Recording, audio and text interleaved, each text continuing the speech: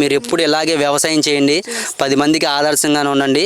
ఎవరైనా వ్యవసాయం చేయకపోయినా అరే వ్యవసాయం చేయండి, లేకపోతే ఫ్యూచర్లో మనకు ఫుడ్ అనేది దొరకదని చెప్పండి. ఇలాగే మీరు కంటిన్యూ చేయండి.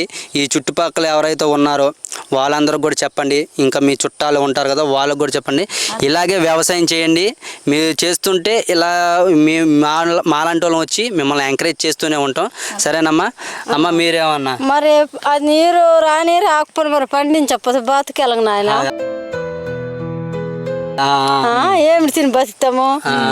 మాకు అదే ఆధారం. మా పిల్లలకి పెంచుకోవాలనే, లేకపోతే ఇంకా ఆవులకు పెంచాలి, ఆవులకు అన్నం పెట్టాలనే. మరి అది అందకపోని అది పండకపోని బాధపడి పండించడమే. అంతే.